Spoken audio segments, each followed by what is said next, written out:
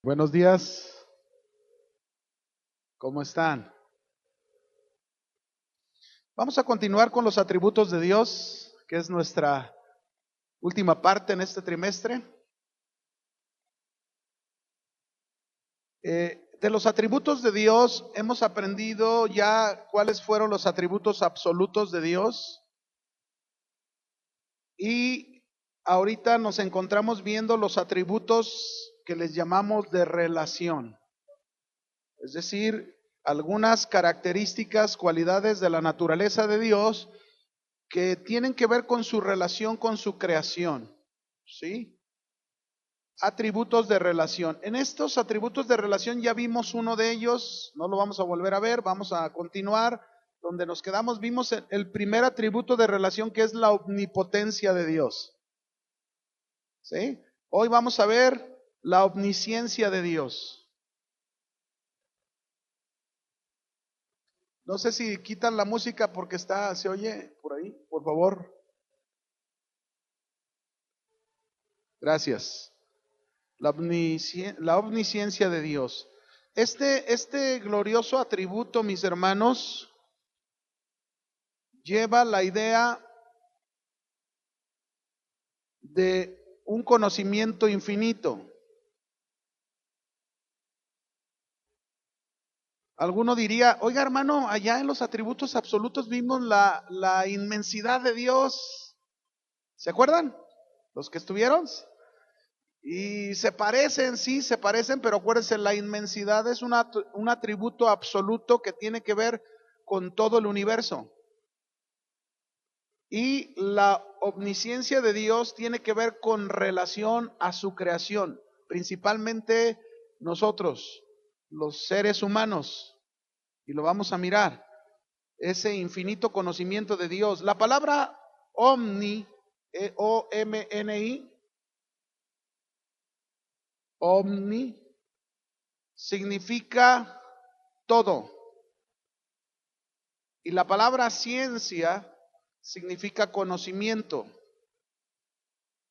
Estaríamos hablando de todo conocimiento, ¿verdad? Entonces esto nos hace entender que Dios tiene todo el conocimiento del pasado, el presente y el futuro. Otra vez, Dios tiene ¿cuánto conocimiento?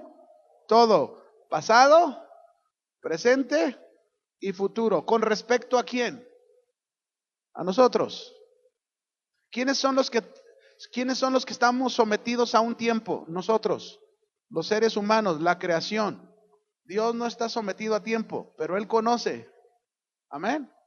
Él tiene todo ese conocimiento. Para Dios, mis hermanos, tanto el pasado como el presente y como el futuro es como un libro abierto para Él. Para Él no hay nada oculto. O sea, no se le puede ocultar el pasado, no se le puede ocultar el presente. Y bueno, nosotros no conocemos el futuro, pero Él sí ya lo sabe. ¿Sabías que Él conoce tu futuro? ¿Sabías que Él sabe qué va a ser mañana de ti? ¿En una semana? ¿En un mes? ¿En unos años? Él lo sabe, Él sí lo sabe, nosotros no. Amén. Así que todo su conocimiento, mis hermanos, tenemos que entender esto, todo el conocimiento de Dios no es un producto de su razonamiento. Vuelvo a repetirlo. Todo su conocimiento no es un producto de su razonamiento como sucede con nosotros los hombres. Es decir, nosotros conforme pasan los años, de acuerdo a lo que nosotros nos enfoquemos a conocer, vamos adquiriendo un mayor conocimiento. Dios no requiere de eso, porque, mis hermanos, el conocimiento que Él tiene es algo inherente a su naturaleza. Es decir, Dios no necesita estar aprendiendo, no, ese ya está ahí. Es parte de lo que Él es. Ahora, junto con la omnisciencia de Dios, mis hermanos, como todos los atributos van ligados, la omnipotencia, la omnisciencia y otro que vamos a ver que es la omnipresencia de Dios, Él ve y sabe todas las cosas a la vez en todas partes del universo.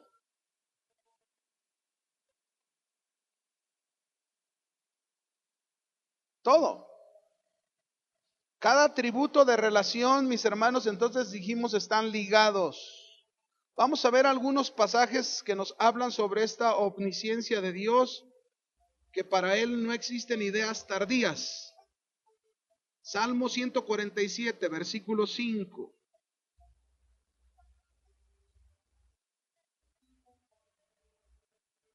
Salmo 147, versículo 5.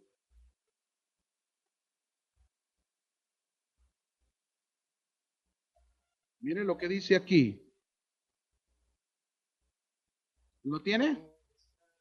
Grande es el Señor nuestro y de mucho poder. Ahí está la relación con su omnipotencia. Y su entendimiento, ¿cómo es su entendimiento? Infinito. Ahí está su omnisciencia. Fíjense cómo están juntos. Es parte de su naturaleza. Aquí, mis hermanos, el conocimiento de Dios se nos muestra que es absoluto y no es adquirido. Vuelvo a repetirlo, aquí se nos muestra que el conocimiento de Dios es absoluto y no es adquirido. Mis hermanos, fíjense bien, Dios no tiene necesidad de agentes secretos que le lleven información. ¿Cuántos sabían eso? Dios no ocupa, mis hermanos, que se le entreguen las últimas noticias de lo que está ocurriendo. No. Dios lo sabe todo. ¿Puede decirlo conmigo? Dios lo sabe todo. ¿Cuánto sabe? Es un Dios de todo saber. Así que, mis hermanos, tenemos que entender y conocer a nuestro Dios. Él no ignora todo lo que acontece en este mundo. Ni el pasado, ni el presente, ni el futuro. No lo ignora. Lo sabe. ¿Cuánto lo sabe? Todo. Dice Samuel, primera de Samuel, capítulo 2, versículo 3. Primera de Samuel, capítulo 2, versículo 3. Estamos viendo algunos versículos que estamos solamente confirmando con textos de la palabra, que nuestro Dios es un Dios de todo saber. Todo lo sabe, todo lo conoce. ¿Listos? No multipliques palabras de grandeza y altanería. Cesen las palabras arrogantes de vuestra boca. Dice, porque el Dios de todo saber, ¿quién es el Dios de todo saber? Jehová. Y a Él toca el pesar las acciones. Vaya conmigo a un último texto. Salmo 139, verso 1 al 6. Salmo 139, versículo 1 al 6.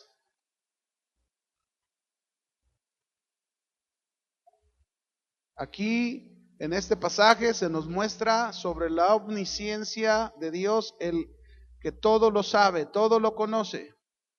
Dice ahí, oh Jehová, tú me has examinado y conocido. Por ahí hay un canto que cantamos así, no sé si lo recuerde, ¿verdad? Tú conoces mi camino, tú conoces mi andar. Es sacado de este salmo. Dice, tú has conocido mi sentar y mi levantarme. ¿Has entendido desde lejos? ¿Qué entiende Dios desde lejos?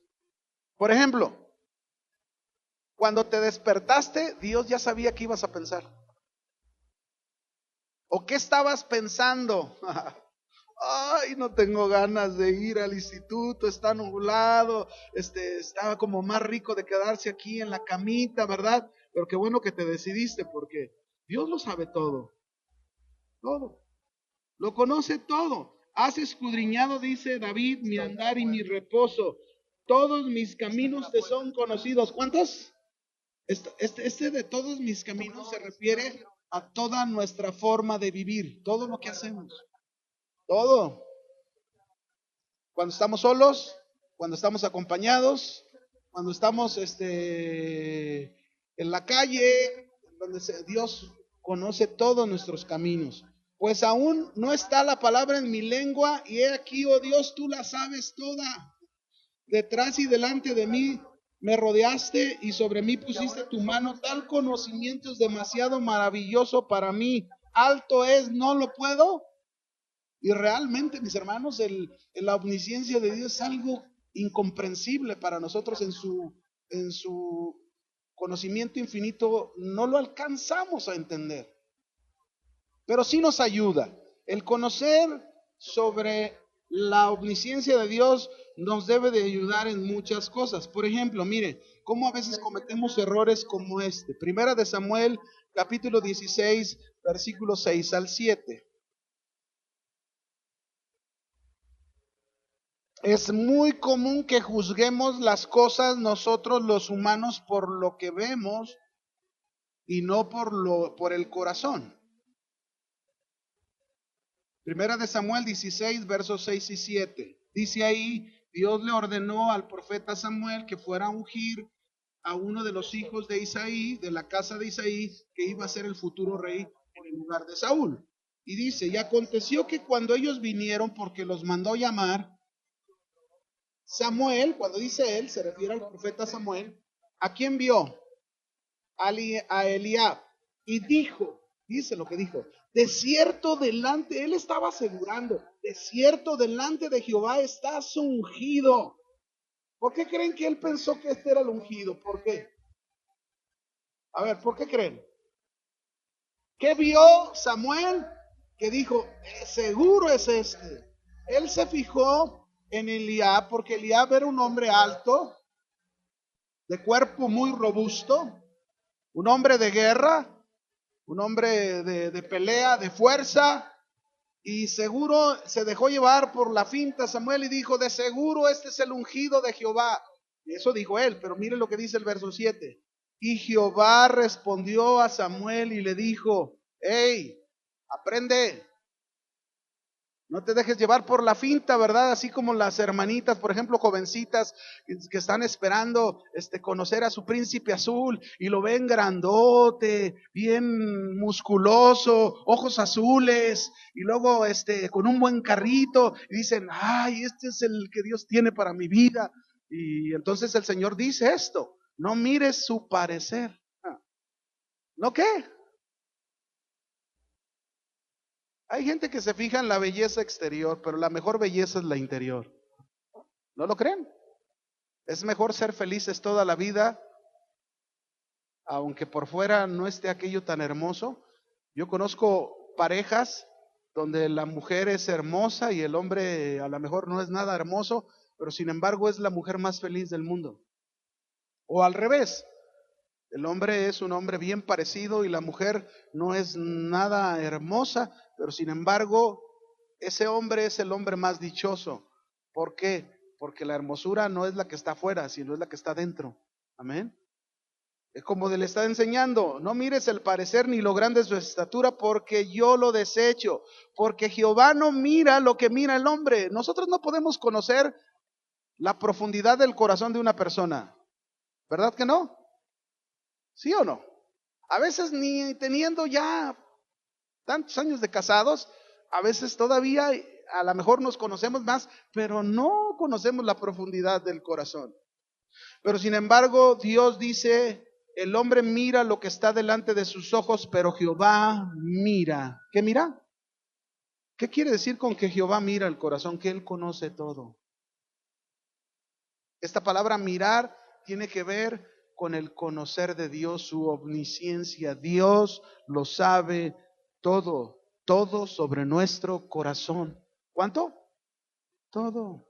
Por eso, jovencitas, si aquí hay alguna jovencita que está en busca de un príncipe azul, vaya, consulte con Dios. Él conoce todo del corazón y Él te puede decir claramente lo que hay en el corazón. Amén. No podemos mirar otra cosa. Éxodo, otro ejemplo, Éxodo 3, verso 19, por favor.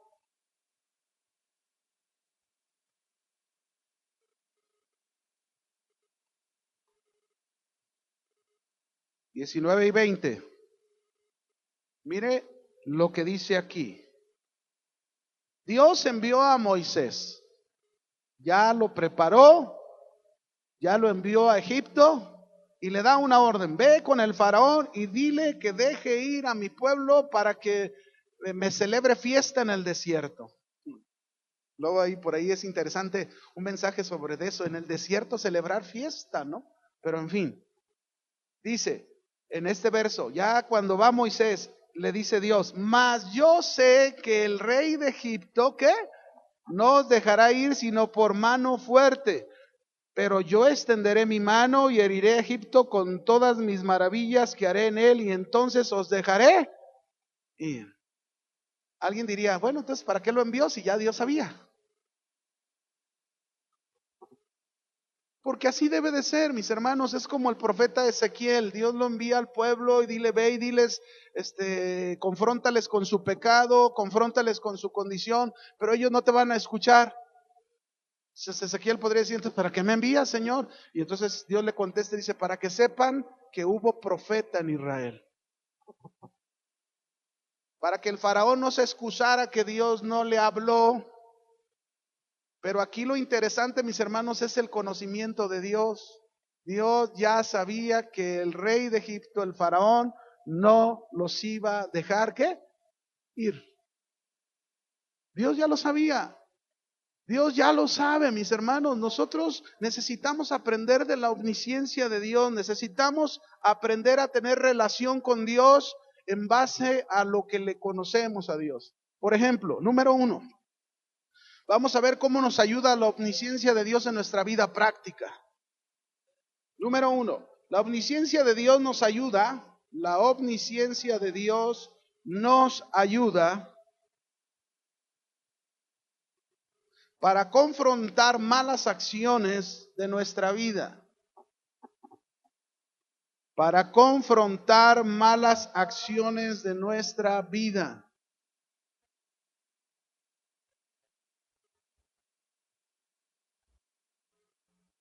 Yo pudiera preguntar esta mañana a cada uno de nosotros: ¿cuántos de nosotros tenemos todavía malas acciones en nuestra vida? Y a lo mejor todos diríamos: pues yo no. ¿Quién conoce esas malas acciones en nosotros? ¿Quién las conoce? Dios.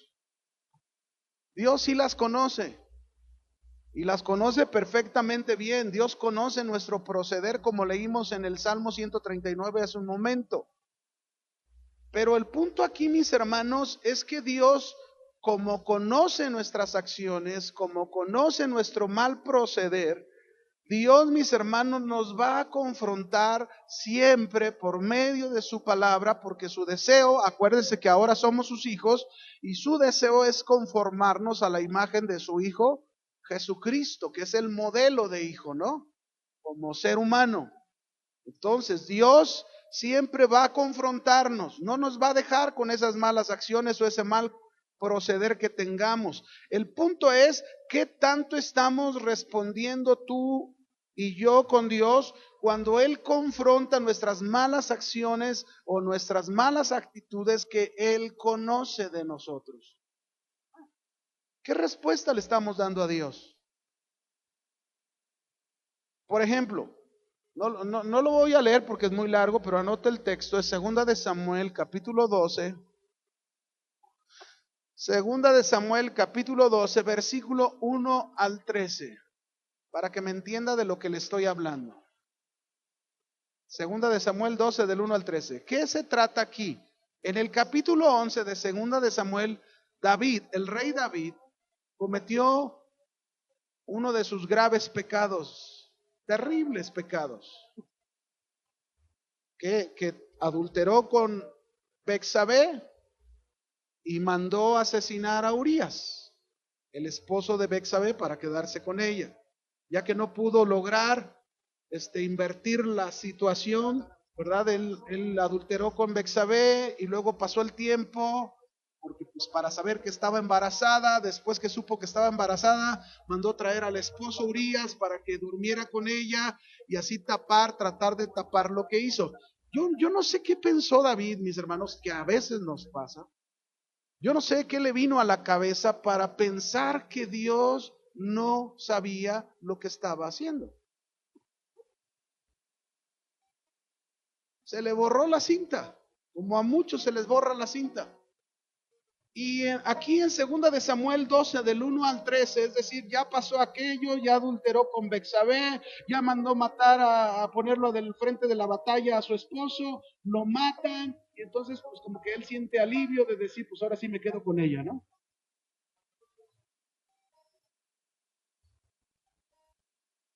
¿Y dónde queda Dios, David?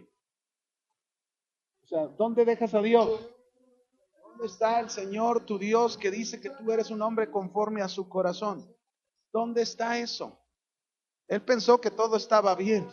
Pero luego en el capítulo 12, Dios le envía a un profeta llamado Natán, que no era fácil la labor del profeta, imagínese, enfrentar al rey. Dice aquí, Jehová envió a Natán a David y viniendo a él le dijo, dice, cómo se introduce en la plática con David. No llegó y le habló así, a veces así nosotros somos, ¿verdad? Así te dice el Señor, o te arrepientes o te vas a ir al infierno. Mire cómo le dijo el profeta. Con una anécdota, había dos hombres en una ciudad. El uno era rico, el otro era pobre. El rico tenía muchísimas ovejas y vacas, pero el pobre no tenía más que una sola corderita que él había comprado y criado desde pequeñita, ¿verdad? Como cuando usted compra una mascotita. Yo me acuerdo que cuando estaba chico, la única mascota que tuvimos fue un pollito que nos compraron en el tianguis. Un pollito que le dábamos de comer, empezó a crecer, a crecer, a crecer, y se volvió una gallina gordota que daba unos huevotes gigantescos, ¿verdad? Teníamos al par, a la polla y al pollo, y los dos crecieron, y le decíamos el pillín y la pillina. Así les decíamos. Se haga de cuenta este hombre, ¿verdad? Entonces imagínense, pasaron los años, dejamos la primaria, entramos a la secundaria y llegábamos y nos daba gusto ver a la pillina, jugábamos con ella, con el pillín. Pero de repente un día llegamos, ¿y dónde está el pillín? ¿Y dónde está la pillina? Y mi mamá no nos dijo nada. Y ya, siéntense a comer.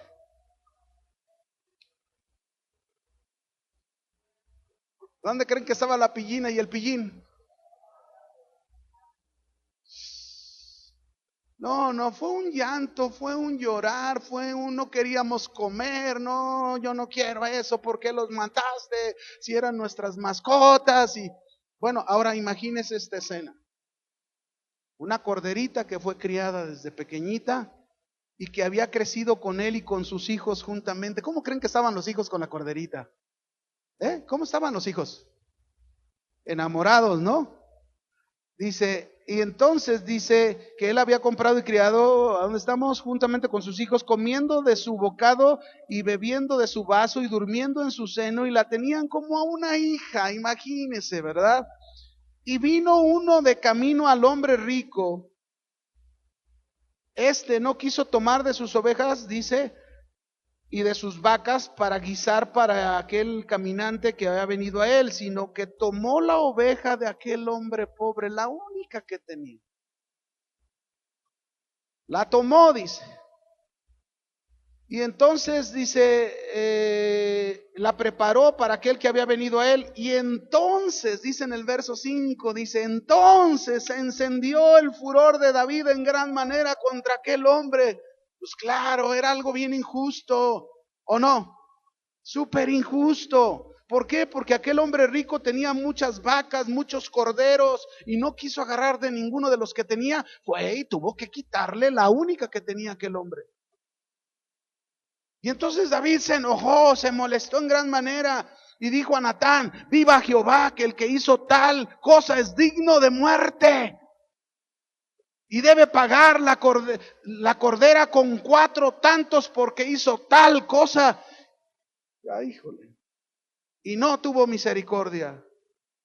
Entonces dijo Natán a David, tú eres aquel hombre. Hágale clic.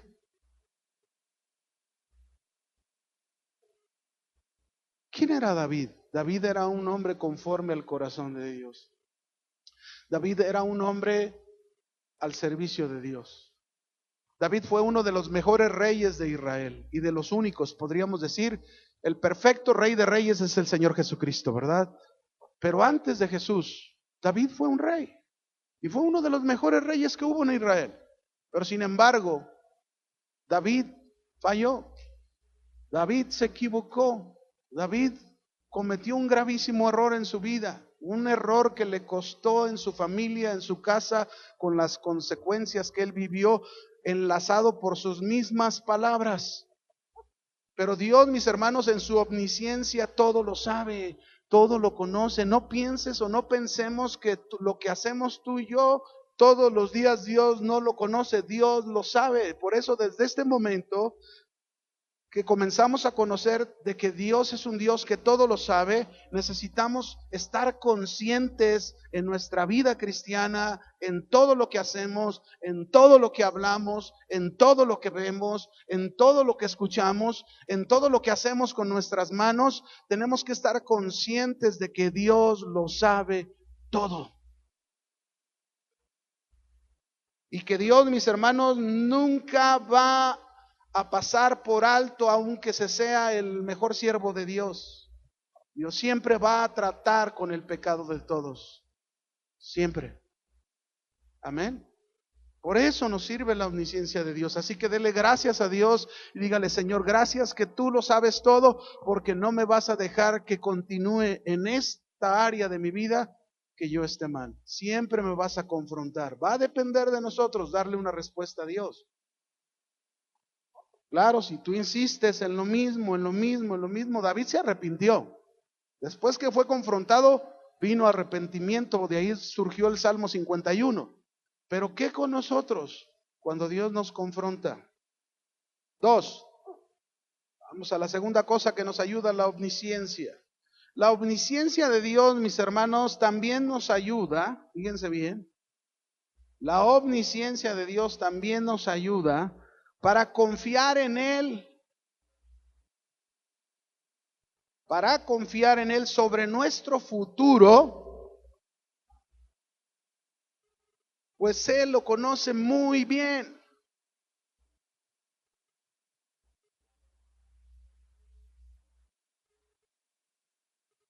Miren, mis hermanos, ustedes y yo no podemos conocer el futuro de nosotros, el futuro de nuestros hijos, no lo podemos conocer.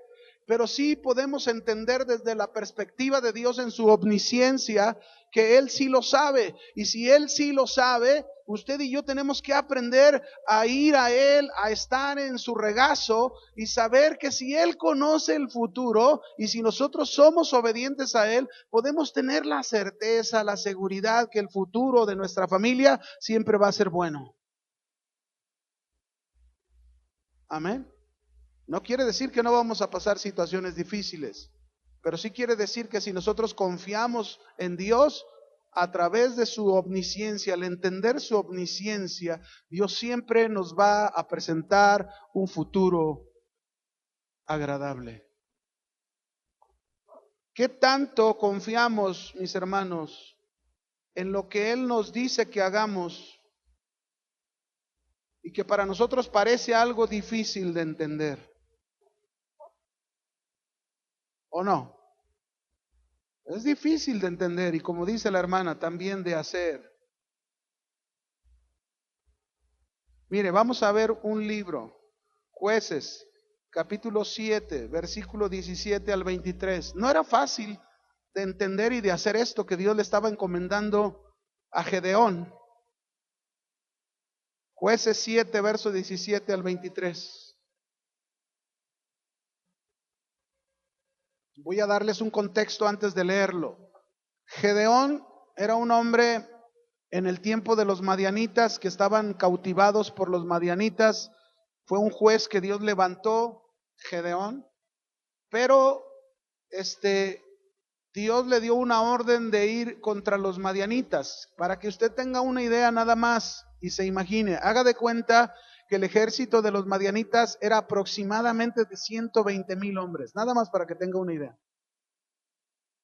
Un ejército enorme, 120,000.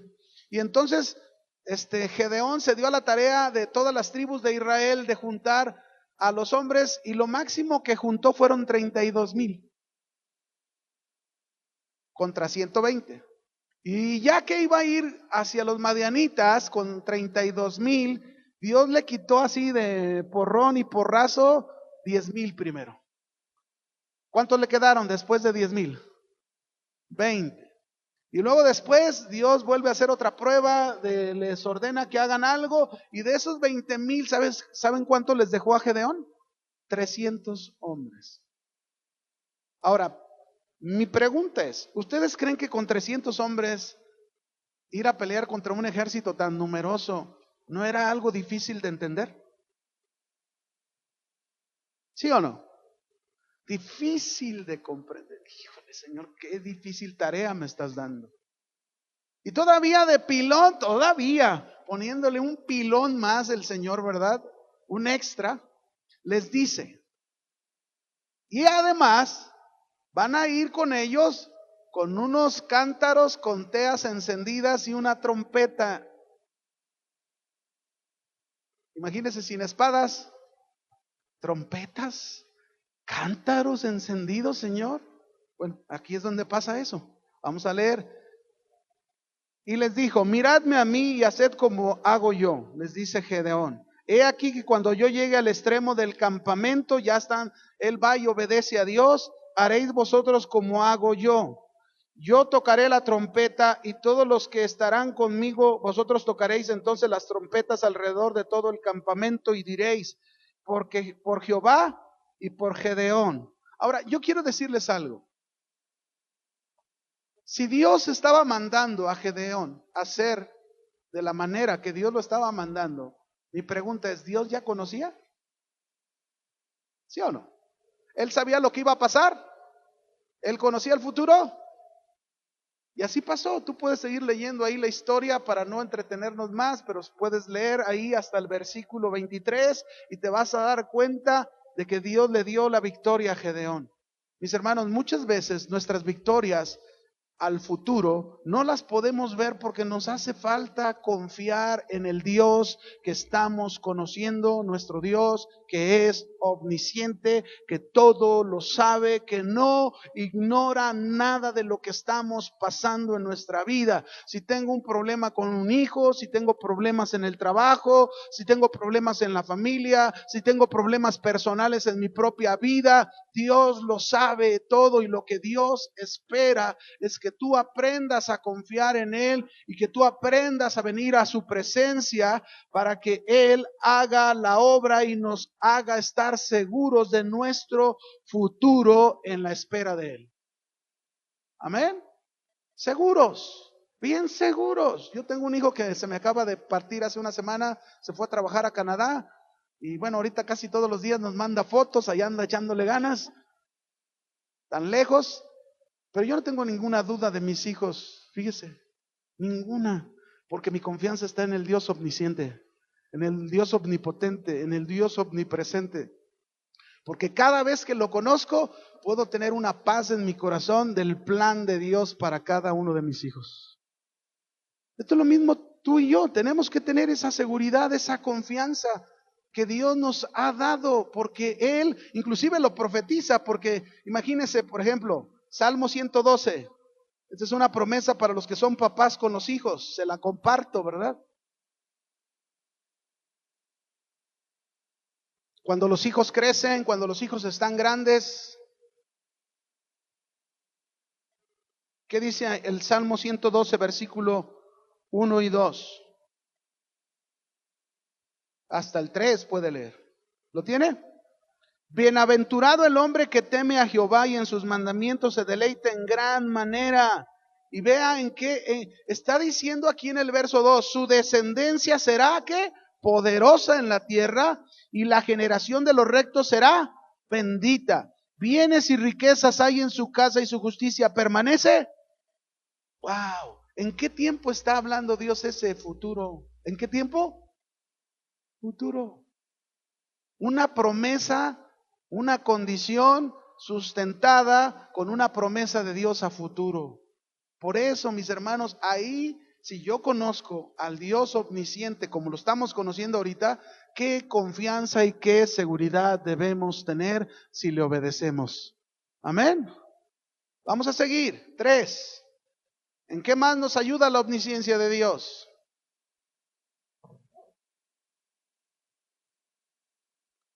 La omnisciencia de Dios nos ayuda también, mis hermanos, para someternos a las advertencias. La omnisciencia de Dios nos ayuda para someternos a las advertencias que nos da en su palabra.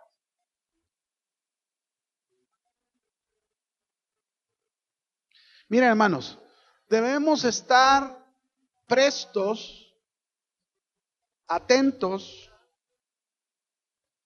a cada una de las advertencias que Dios nos da en su palabra.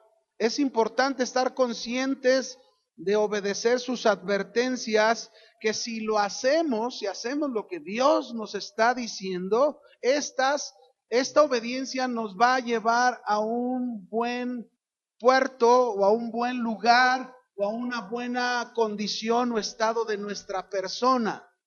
Si hacemos caso a las advertencias, la obediencia a estas advertencias va a traer seguridad en la protección de Dios. Por ejemplo, vamos a ver algunas advertencias de ejemplo y cómo nos sirve la omnisciencia de Dios en eso. Mateo 24, verso 4 al 8.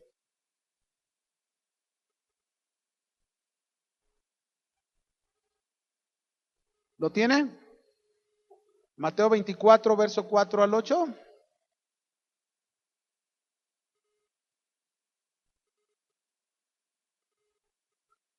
Ahí están las advertencias.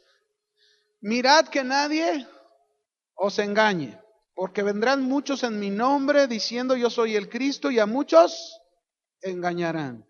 Está hablando de algo a futuro, que no podemos, es decir, aunque pasen los años y aunque digamos, bueno, ya hay muchos que se han levantado, hay muchos que ya han engañado a otros, pero eso no quiere decir que todavía en lo que yo tenga vida en esta tierra, yo no pueda ser engañado. Por eso tengo que hacer caso a las advertencias de Dios siempre, siempre obedeciendo. Debo de cuidar que nadie me engañe en todo mi caminar con el Señor. Amén. Nada, absolutamente nada. Cuando habla de engaño, yo lo enseñé, por ejemplo, ahora en la clase de apertura, los que estuvieron, yo les dije, cuando hablamos de engaño, no solamente se está refiriendo a una persona externa de nosotros. Aún el engaño, mirad que nadie os engañese nadie, nos está incluyendo a nosotros mismos. Es decir, aún debo de cuidar que ni mi propio corazón me engañe. Amén. Porque mi corazón es engañoso, dice la Escritura. Pero no solo eso. Dice en el verso 6, oirán guerras y rumores de guerras, y mirad que no os turbéis, porque es necesario que todo esto acontezca. Es decir, ya han pasado muchas cosas en la historia y faltan muchas cosas por pasar en la historia. Hoy, mis hermanos, las guerras de hoy son más agresivas y son más terribles que antes. Hoy sueltan una simple bombita y acaba con miles. Antes las guerras eran de cuerpo a cuerpo. Hoy las guerras son distintas, son diferentes, son más terribles, son más dolorosas, producen más estragos en la humanidad. Pues aún en medio de todo eso, son advertencias en las que nosotros debemos de estar convencidos. No se asuste. Cuando oiga cosas en el mundo que ya están pasando, no se asuste. Hoy hay una alarma por ahí que se ha estado comunicando y que sí está pasando y que sí hay que tener cuidado desde el punto de vista de lo que nos corresponde a cada uno de nosotros, de que se están robando niños y hasta mano armada. Tenemos que hacer nuestra parte, pero no se ponga turbado. Cuando dice la palabra no os turbéis, usted y yo no estamos solos en este mundo. Usted y yo no peleamos la batalla solos. Usted y yo en primer lugar tenemos a nuestro favor a nuestro Dios, el Padre, el Hijo y el Espíritu Santo. Como dice la carta a los Romanos capítulo 8, y Dios con nosotros. Usted no se preocupe porque la maldad va a crecer, las guerras se van a dar en forma impresionante. Nuestro corazón, nuestra confianza tiene que estar puesta en nuestro Dios. Amén. Aún en estas formas de maldad que se están dando y creciendo. Claro, hay que ser prudentes, como las serpientes y astutos, ¿verdad? Como nos dijo el Señor, más que los hijos de este siglo. Tenemos que ser listos, pero ese ser listos consiste en que nosotros conozcamos bien a nuestro Dios y nos agarremos bien de Él y estemos bien seguros. ¿Cuántos están seguros del Dios que tienen? ¿De verdad está seguro? No tenga temor. Dios está con nosotros, no hay duda. Amén. Pero dice el Señor, vas a oír guerras, rumores de guerras. Mira que eso no te turbe, porque eso es necesario que suceda, pero aún no es el fin. Porque se van a levantar nación contra nación, reino contra reinos, y habrá pestes, enfermedades, infecciones, creciendo, aumentando, hambres, terremotos en diferentes lugares. Y todo esto es el principio de dolores. Mis hermanos, Dios conoce las cosas que están por venir. Dios las conoce. Y nosotros no las conocemos. Solo nos advierte de ellas anticipadamente para cuidarnos y para no ceder a conductas o comportamientos de las situaciones que se avecinan. Usted verá quizás gente corriendo de un lado para otro, vuelto loca. Pero tú vas a estar en paz ahí en tu casa. Porque la diferencia, no sé si se acuerdan, cuando Dios trajo las plagas a Israel, a Egipto, perdón, para liberar a Israel de Egipto. ¿Se acuerdan? ¿Cuántas plagas fueron?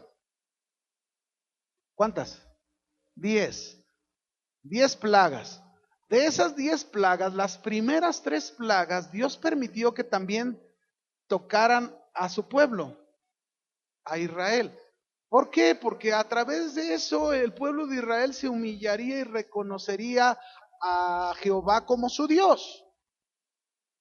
Pero desde la 4ª plaga hasta el final, ninguna plaga más tocó al pueblo de Israel.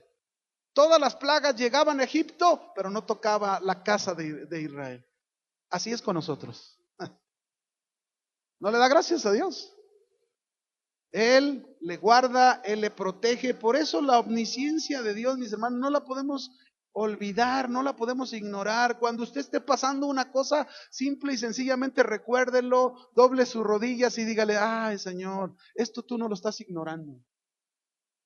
Esto tú lo conoces y seguro tienes un plan, seguro tienes un propósito más allá del que yo me puedo imaginar.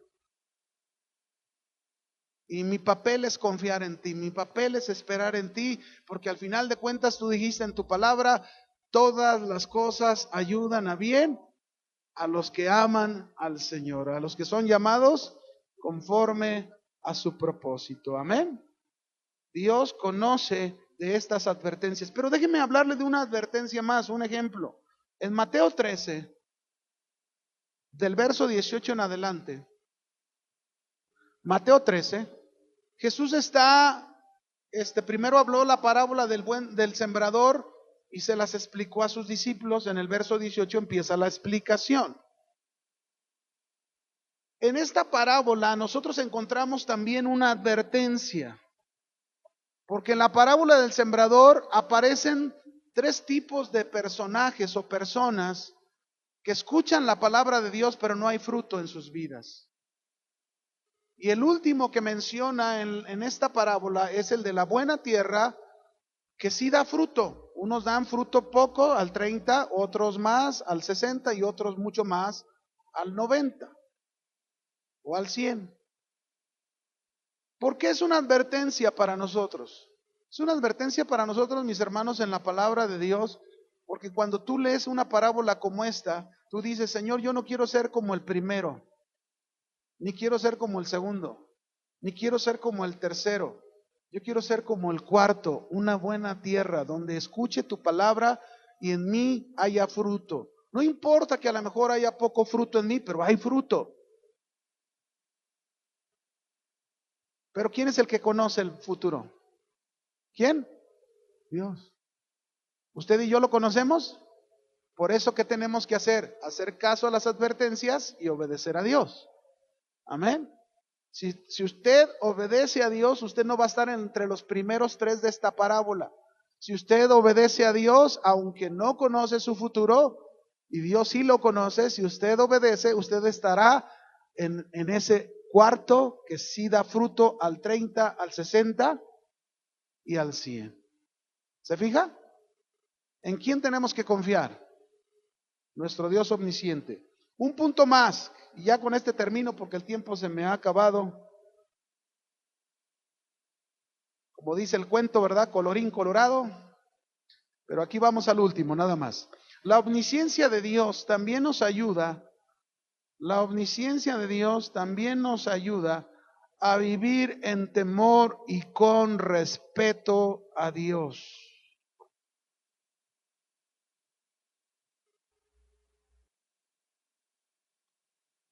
Si yo sé que Dios lo sabe todo, pues esto debe de producir en mí, mis hermanos, temor, respeto por Dios. Un temor y un respeto que se debe de ver reflejado en lo que hago todos los días. Amén. Todos los días. Dios lo sabe todo, no podemos esconder nada de nuestro corazón. Dios conoce si confiamos, Dios conoce si dudamos, Dios conoce si realmente de corazón estamos entregados a Él, o a lo mejor tomamos el cristianismo en una manera religiosa. Dios conoce lo que muchas veces en qué nos centramos, porque hay gente que se centra más. Por ejemplo, yo me acabo de enterar una persona que me habló por teléfono pidiéndome consejería. Ella dice que conocía a otra mujer que venía a la iglesia, que estaba entregada en la iglesia, y duró años, y de repente dice, somos muy amigas, y de repente dejó de ir a la iglesia. Y entonces yo un día me fui a tomar un café con ella, dice, y le empecé a decir, oye, y necesitas regresar a la iglesia. Y que le dijo esta mujer, no, yo quiero disfrutar la vida. ¿Cómo que quieres disfrutar la vida? Sí, no la he disfrutado. Yo quiero disfrutar la vida. Y no creas que estoy lejos de Dios. Tengo a Dios conmigo, pero le voy a dar rienda suelta a mi cuerpito. Ya casada. Y dejó de ir a la iglesia. Y el esposo dice, sigue yendo a la iglesia, él sigue siendo fiel, pero la esposa ya no va a la iglesia y se va a los bailes y se va a echarse sus buenas copas. Y luego de pilón, ¿quién cree que la siguió? La hija.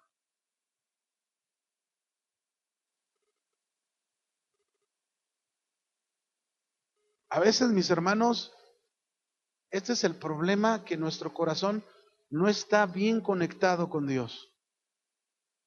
Y cuando el corazón no está bien conectado con Dios, ahora, según la excusa de aquella mujer, escúcheme, según la excusa de aquella mujer que ahora quiere disfrutar la vida, entre comillas, le confesó a esa mujer, diciéndole que porque vio a algunos hermanos en la iglesia, cosas. Déjeme decirle, por eso es importante, ¿en quién vamos a confiar? ¿En los hombres o en nuestro Dios? ¿En quién? Grábeselo. Vea lo que vea en su caminar con Cristo. Pase lo que pase delante de sus ojos en su caminar con Cristo. Usted tiene la responsabilidad de no permitir que nada, absolutamente nada, lo separe de su confianza en Dios. Amén. Toda su confianza tiene que estar en su Dios. Que Dios le bendiga.